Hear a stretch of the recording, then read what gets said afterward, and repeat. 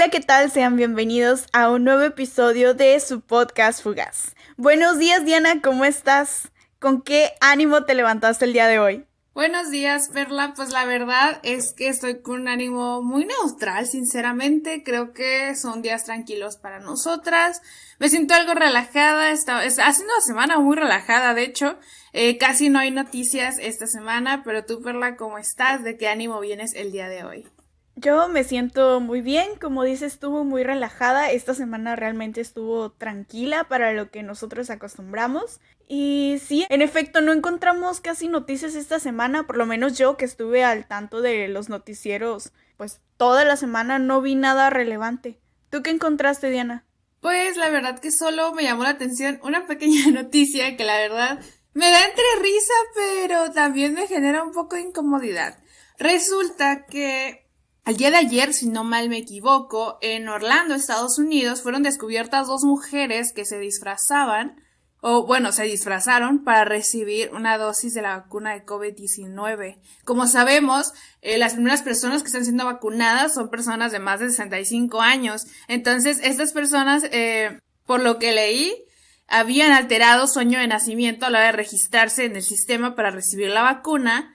Y creo que al momento de llegar al hospital, pues las personas se dieron cuenta de este error, ¿no? Y era muy raro porque los nombres coincidían perfectamente, pero la edad disyuntaba demasiado.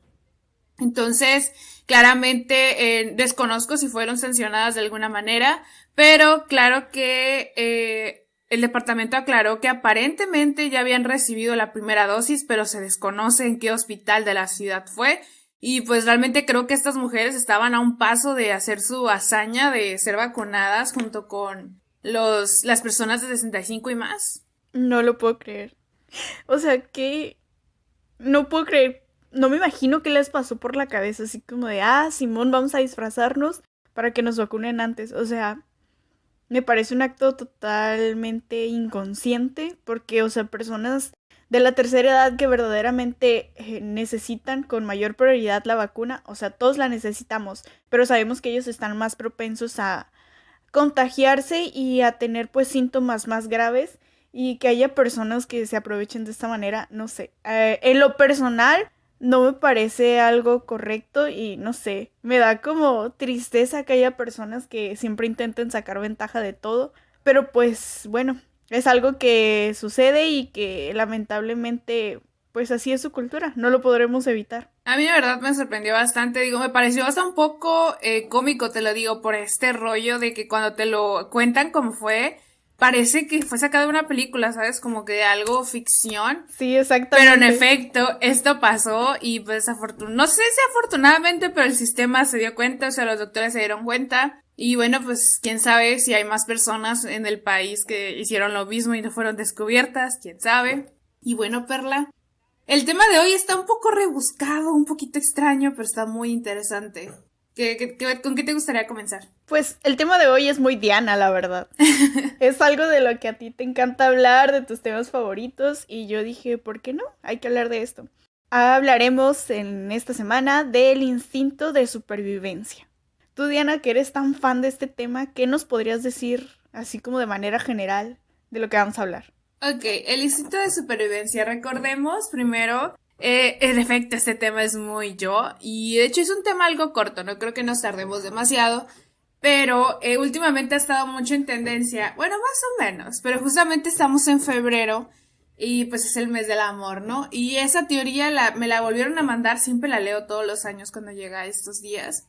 Pero es justamente de eso, ¿no? Del amor como instinto de supervivencia. Eso es lo que yo te platicaba unos podcasts atrás, que realmente hay cosas en el ser humano que hacemos y vivimos y nosotros las romantizamos de una manera extraña porque de alguna manera siempre lo hemos dicho, ¿no? El ser humano tiene esta necesidad, perdón, esta necesidad de crearse narrativas para todas las cosas porque es más sencillo pensar esa narrativa que aceptar que ciertas cosas a veces no tienen mayor ciencia, ¿sabes? Y eso lo vemos en la mayoría de las cosas. Por ejemplo, cada vez que vemos una teoría nueva o vemos alguna de estas cosas extrañas, como fue cuando inició la pandemia de los chips 5G y todo este rollo, y dentro de las personas que realmente creen en esto, a mí se me hace muy interesante, ¿sabes? Porque de alguna manera te das cuenta que el humano no puede concebir la idea de que algo sea porque sí, o sea, que pueda crearse solo. Por ejemplo, lo del virus, muchas personas no pueden concebir que se haya hecho por cuestiones meramente biológicas, ¿sabes? Que de alguna manera la naturaleza así se dio esa cosa y tienen que buscarle la narrativa de que alguien en algún laboratorio hizo este virus para matar a todos los ancianos. O sea, es una historia fumada si lo ves en cierta manera, pero tiene mucho que ver con el ser humano y esta necesidad de tener una historia o algo increíble que justifique su existencia. Así es, o sea, creemos que las cosas son como muy vacías si lo explicas desde un punto de vista científico, desde un punto de vista lógico, que generalmente es al punto de vista al que yo me inclino. Como que tengo más esa tendencia de creer algo lógico y demuéstremelo con pruebas y con hechos que con historias fantasiosas que se inventó quién sabe quién. Pero creo que esto es algo natural, es algo que podemos observar muchísimas generaciones atrás. O sea, así fue como se fue constituyendo pues la cultura, la mitología y a la vez ahondando en la ciencia, porque la ciencia tenía que desmentir algo y si la mitología no se hubiera creado, pues creo que no existiría ni lo uno ni lo otro, ¿sabes? Y pues sí, como tú comentas, el instinto de supervivencia creo que radica en el miedo, ¿sabes? En el miedo que tenemos a lo que sucede. Y hablando de miedo es como una emoción, ¿sabes? Como un mecanismo de defensa que tiene el cuerpo ante ciertas situaciones que pues nos son desconocidas y es la forma en que nuestro cuerpo se activa. Es el mecanismo lógico y no tan, como tú mencionas, el romanticismo que le damos posteriormente. Exactamente, y yo insisto, ¿sabes? Y te voy a poner más ejemplos más adelante. Pero yo siempre le he dicho, el ser humano tiene una magia para romantizarse las cosas. Y un ejemplo de eso, puede ser lo que hablábamos el otro día de los bebés. Hay una frase que la verdad no me acuerdo de quién es, pero justamente eso, ¿no? De qué bueno que encontramos a los bebés adorables, a los jóvenes atractivos y a los ancianos sabios. Porque si esto no fuera de esta manera, no cuidaríamos a los bebés, no nos reproduciríamos y no cuidaríamos a los ancianos. Entonces todo de alguna manera se alinea o se conforma para que de alguna manera el ser humano siga existiendo, si te das cuenta. Es como que el ciclo de la vida, ¿no? Bebé, juventud y vejez y todo vuelve al inicio. Pero hay unas acciones que el ser humano hace que son mucho más primitivas de lo que pensamos. Tenemos que recordar que pues el ser humano pues es un animal, ¿no? Aunque a veces se nos olvida o intentemos negarlo. Y algo que a mí se me hace muy interesante, y no sé tú qué tan de acuerdo estés, pero de alguna manera seguimos aprendiendo de alguna manera primitiva. ¿A qué me refiero? No sé si tú lo has intentado o te has dado cuenta que cuando tú recibes una recompensa de alguna manera, se activa en tu cerebro esta parte de, pues sí, de la recompensa, cuando logras algo o haces algo, que es algo que las marcas y ciertas cosas de publicidad aprovechan para seguirte vendiendo cosas. Entonces es lo que te digo, es algo muy primitivo, pero de alguna manera lo seguimos teniendo y muchas cosas se aprovechan de eso. Sí, claro que sí, es una práctica a la que nos han acostumbrado. Es como si tú realizas algo, obtienes una recompensa, ¿no? Es como también por la otra parte, si tú realizas algo y eso está mal, recibes un castigo. Entonces, creo que muchos actuamos conforme esto y no sé, como que siempre estamos a la expectativa de o recibir una recompensa o temiendo recibir un castigo. Pero sí, como tú dices, creo que muchas empresas, o sea, como que sí tienen en cuenta esto y siguen trabajando a través de estimular como que estos instintos que, pues sí, aunque destacan en los animales, como tú comentas, también son instintos que tenemos los humanos y saben aprovecharlo muy bien para lograr justo el propósito que ellos quieren. Totalmente, y ahorita se me vieron los ejemplos hasta que los mencionaste, y es que pues yo he tenido muchos perros en mi vida, y algo muy común para adiestrar perros, entre comillas, o empezar como que a entrenarlos, es el uso de la comida.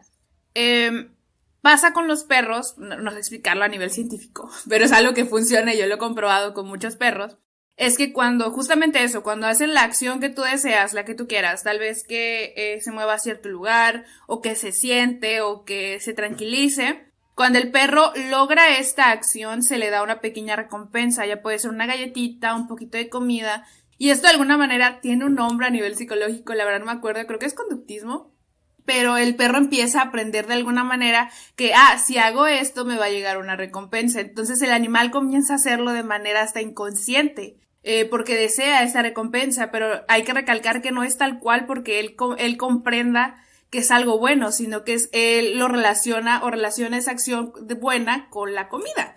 Y es algo que pasa con los seres humanos, o sea, realmente no somos tan diferentes a los animales en muchos aspectos. Por ejemplo, en la primaria, en el kinder, ¿te acuerdas que a mí me pasaba que cuando tú haces algo bueno o entregabas tu tarea o te acababas tu lonche, la maestra te da tu estrellita en la frente, ¿no? O en la ropa, donde tú quieras.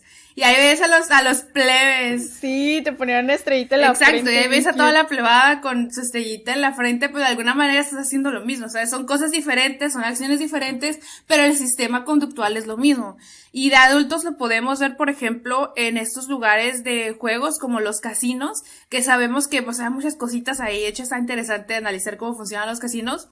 Pero ese tipo de máquinas que hacen que juegues y cada cierto número de partidas te dejan ganar para mantener para tener activo ese sentimiento de recompensa en tu cerebro y sigas ahí. Entonces, te digo, o sea, realmente durante toda nuestra vida seguimos siendo perritos, o sea, somos animales. Qué fuerte que lo plantees así porque pues es algo que sucede y no nos damos cuenta, pero cuando lo analizas es como de, ¿por qué nos dejamos llevar por esto, sabes? Pero yo creo que los instintos, o sea, es algo automático, no es como tal que lo podamos controlar. Por ello muchas personas yo creo que tienden como a, no sé, estos vicios, por así decirlo, de, no sé, el ejemplo que tú das, los casinos, o, no sé, toda la vida están esperando ser recompensados por algo, cuando realmente no siempre tiene que ser así, pero si las personas fueron como adaptando su conducta a esto, pues siempre van a estar a la espera de algo, ¿no? O temerosos de un castigo, como lo mencionaba. Y es que, o sea, ¿sabes? Siento que todo esto tiene que ver con nuestras necesidades humanas, como, no sé, la necesidad de sentir cariño de otra persona, la necesidad de socializar, el hambre también como necesidad, todas estas señales que nos da nuestro cuerpo, que algunas no son tan evidentes como otras. Por ejemplo, nuestra necesidad de socializar no es algo tan como tangible como tener hambre, ¿sabes? Que es algo físico, que lo sientes en el estómago, que a través del olfato hueles comida y dices tengo hambre, o incluso la sed. Y, por ejemplo, esta necesidad de amor también está presente, pero no es algo que tú manifiestes físicamente y por eso es que como que no es algo tan tangible, creamos todas estas narrativas que tú mencionabas como para justificarlo y entender nosotros mismos qué es lo que está sucediendo. Fíjate, oiga, es que esto está muy interesante, justamente.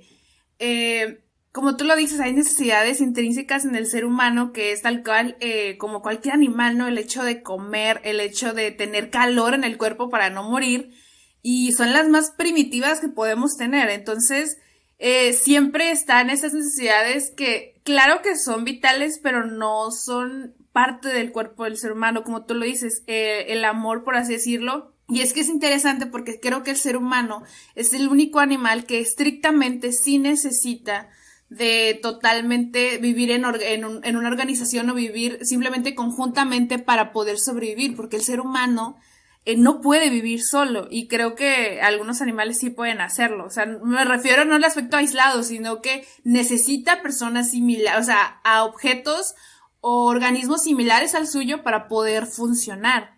Y respecto al amor, está muy interesante esta teoría. Hay un libro que se llama de Eduardo Punset, que él justamente habla del amor instintivo, ¿no? Que el amor es un auténtico y maravilloso instinto de supervivencia. Y es que creo que es la narrativa más grande que nos hemos creado como seres humanos, porque lo tenemos en todos los niveles de la vida, ¿no? O sea, literalmente el amor, por así decirlo, lo conocemos desde que nacemos o incluso antes de nacer. Entonces, está interesante cómo a partir de toda nuestra vida este instinto de supervivencia se va convirtiendo en varias cosas, ¿no?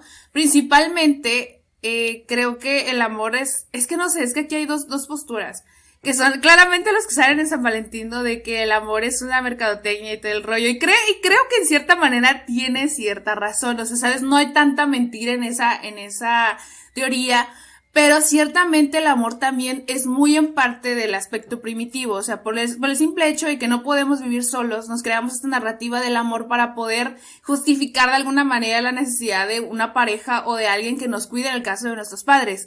Pero claro, de repente ha sido un aspecto, creo que es el más explotado en el mundo, porque creo que más del 95-99% de las canciones del mundo hablan de amor. La mayoría de las historias contadas en el mundo, muchas son de amor, entonces es una idea bastante vendible, digo, porque la tenemos desde literalmente antes de nacer. Claro, es que son cosas, yo digo que son cosas como lógicas, porque muchos dicen como, es que el amor es inexplicable. Bro, es un proceso químico de tu cuerpo que todos necesitamos porque nuestro cuerpo necesita de esas sustancias para funcionar. Y no sé, como que siento que el amor sí ha servido de inspiración, pero creo que también falta como aclarar esta parte de como algo físico para, no sé, siento que debemos tener como ese equilibrio en nuestra concepción de amor. Totalmente. No sé, es que está súper, súper interesante ese rollo del amor y creo que se puede expandir demasiado, pero también es como que muy amargado, es muy amargado, ¿sabes? También es como que para las personas que aceptan la narrativa de que el amor es algo místico o algo que no se puede explicar, es totalmente respetable también, pero está también muy interesante ver este otro lado, ¿no? Como que más científico, por así decirlo, sí, menos romantizado, por así decirlo.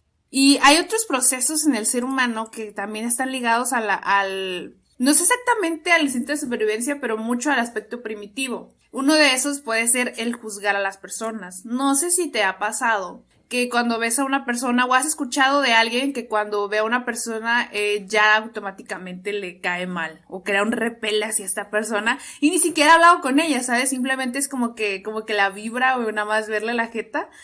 Y está muy interesante este rollo. La verdad, personalmente, a mí es algo que a mí nunca me pasa, nunca me ha pasado. ¿De verdad? A lo mejor no quiero sobrevivir tanto como que, entonces no juzgo de esa manera, pero totalmente, ¿sabes? Y esa especie de supervivencia de juzgar a una persona con tan solo verla es una parte de la supervivencia muy curiosa.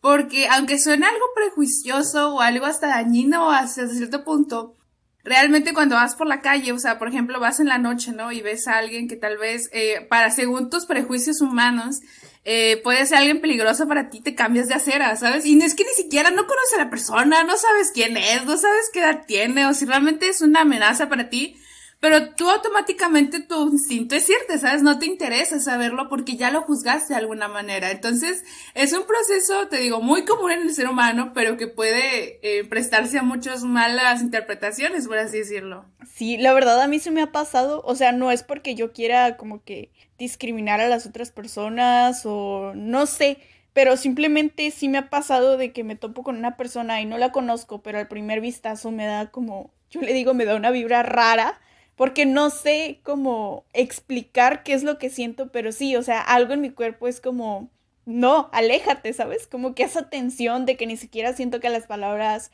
fluyen, de que me pongo nerviosa, de que, no sé, tú sabes, ¿no? Cuando tu cuerpo está muy, o sea, literal me quedo tiesa, Tenso. ajá, tensa, y es como, no, siento que algo no va bien y aunque después conozca a las personas y lo que tú quieras, pero creo que una primera impresión siempre es importante y suele suceder.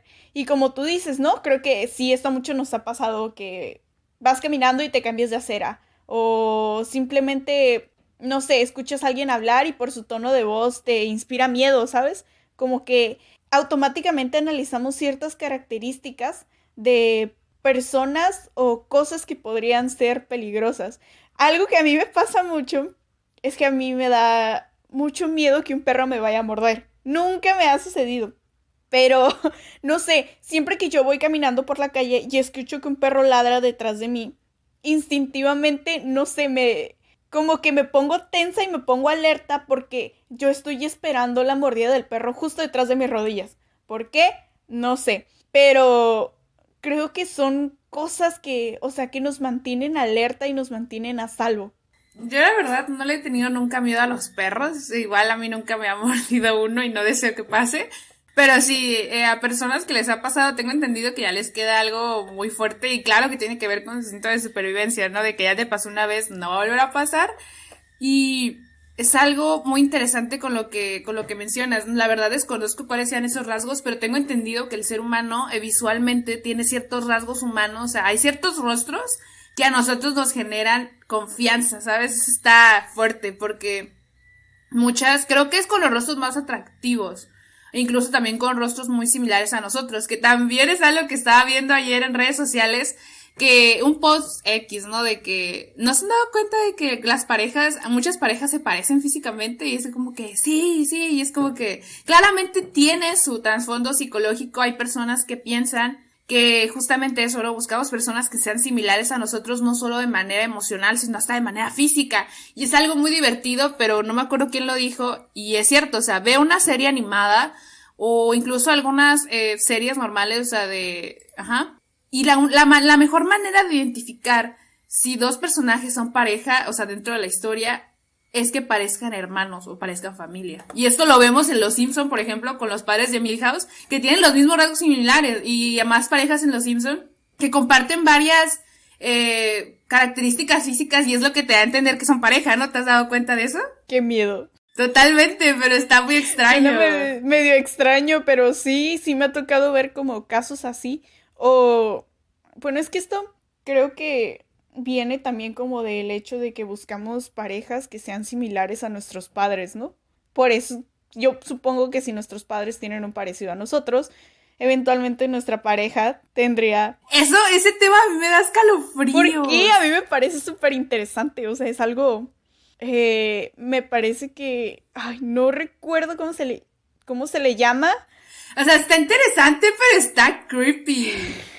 Sí está creepy, porque es como de, o sea, te vas a buscar una pareja que se parezca a tu mamá y es como, o que se parezca a tu papá y está medio extraño, pero para mí tiene lógica, ¿sabes? O sea, si tú siempre has estado acostumbrado y has crecido viendo como un ejemplo a seguir, por ejemplo, no sé, de que tu mamá es la mejor cocinera del mundo. O sea, como que siempre va a quedar esto en ti y vas a buscar que tu pareja también sepa cocinar. E incluso vas a buscar como que una similitud de que te cases con una persona por su buen sazón. Ok. Puede pasar. O que simplemente la figura paterna, o sea, represente para ti algo, seguridad. Entonces tú vas a buscar que tu pareja te aporte seguridad también. No sé, a mí me sigue pareciendo algo muy perturbador. Y sí, en No efecto, sé, sí. tengo entendido que se llama complejo de Electra y de Edipo, en ambos casos. Ajá. Y es total, es que a mí se me hace algo muy perturbador, ¿sabes? Porque realmente no sé hasta qué punto es sano, ¿sabes? Buscar ese tipo de patrones de nuestros padres en nuestras relaciones actuales. Y es algo que pasa, yo siempre lo he dicho, ¿no? Realmente los hijos somos un fiel reflejo de nuestros padres en muchos sentidos, hasta el más recóndito que te puedas imaginar. Por ejemplo, es muy común, y no es que sea regla de vida, pero es muy común que, por ejemplo, personas que tienen como este antecedente de que padres divorciados de unas maneras, pues, no tan formalmente hablando, o sea, no de una manera grata, muy normalmente casan esta idea del matrimonio con algo negativo, y si llegan a casarse normalmente llegan a tener esos mismos problemas, ¿no? En esa misma ruptura dolorosa. Y te digo, no es que sea ley de vida, pero es algo muy común que podemos ver. O esas personas que tienen a su familia como que muy unida y un matrimonio felizmente casado, tiene esta misma idea del matrimonio y normalmente realiza su vida de la misma manera que fueron sus padres. Entonces, como que trata de mantener ese patrón en su vida. Y tenemos estos dos ejemplos totalmente opuestos, pero que yo he visto bastante, y te digo, o sea, no es ley de vida, pero tiene mucho que ver la manera que vemos las relaciones desde nuestros padres hasta cómo las proyectamos a nuestro futuro. Y sí, pues es que la familia, nuestros padres, se supone que son las personas que tenemos como más cerca y con las que convivimos a diario. Y pues si ellos nos crearon, obviamente, depositaron mucho de su personalidad en nosotros, muchos de sus creencias en nosotros. Entonces, como tú dices, no es ley de vida, pero podría pasar que nosotros cuando crezcamos llevemos estas mismas costumbres a lo que pues después se convierta en nuestra familia. O puede ocurrir, como tú dices, totalmente lo contrario, que tú digas, estas conductas no me parecían adecuadas, mis padres hacían esto, mis hermanos hacían esto, y yo no quiero esto en mi vida, y se vuelva totalmente lo contrario y pues intenten evitar estas conductas o estas costumbres. Pero pues yo creo que siempre en nuestro inconsciente van a estar las cosas que nuestra familia realice. Y pues estos complejos de Edipo, de Electra, no son como, no ocurren en todos los casos y la verdad no creo que sea como sano, pero pues también, o sea, pasa. Claro que no es sano, Perla. Claro que no es sano. Ay, no es que sí suena perturbador, pero bueno. Y bien, Diana, ¿quieres pasar a pensamientos finales? Claro que sí. Yo voy a anotar eso del complejo de Edipo y Electra porque lo tengo que investigar bien y te voy a explicar qué onda porque a mí, insisto, me perturba bastante. No creo que sea un tema central, pero va a ser un tema chiquito en próximos podcasts. Pensamientos finales. El ser humano hace cosas muy extrañas por sobrevivir. Somos una máquina de crear narrativas y no es malo, ¿sabes? Hasta cierto punto es lo que le da cierto sabor a la vida. Imagínate tú la vida sin la narrativa del amor, sin la narrativa del hecho de tener un propósito en la vida, ¿sabes? Todo lo que te imagines puede ser una narrativa creada por ti y no tiene que ser exactamente malo, digo, solamente son cositas que le dan sabor a la vida, pero pues tiene mucho que ver en la diversidad y cómo decidimos nosotros pensar al respecto. Y pues totalmente hay cosas que a lo mejor nunca vamos a entender en su totalidad de nosotros mismos porque reaccionamos de ciertas maneras a ciertos estímulos, pero también es parte de la magia de ser humano, ¿sabes? No de ser una máquina. Entonces es divertido, es muy interesante conocer nuestras reacciones químicas. Concuerdo contigo, eso es lo que le da sabor a la vida, inventar las historias, contarlas de manera, no sé, divertida, mágica. O sea, si todos nos pusiéramos a explicar lo que nos pasa, no habría historias de terror, no habría historias de se me subió el muerto, no habría historias de me enamoré y tuve la mejor vida. Claramente no. Pero no sé, en lo personal me gusta conocer como las dos caras de la moneda, lo que pasa científicamente, pero también disfruto mucho creando y escuchando estas narrativas de pues lo que nos sucede día tras día. Y sí, estoy emocionada porque quiero continuar con ese tema del complejo de Edipo y Electra, entonces espérenlo en unos episodios más. Qué miedo y qué perturbador, Perla. Pues bueno, hemos llegado al final del episodio. Recuerden seguirnos en redes sociales, Facebook, Instagram. Recuerden que también ya estamos en YouTube. Si están en YouTube, pásense a Spotify. Y pues bueno, recuerden que los lunes son de Fugaz.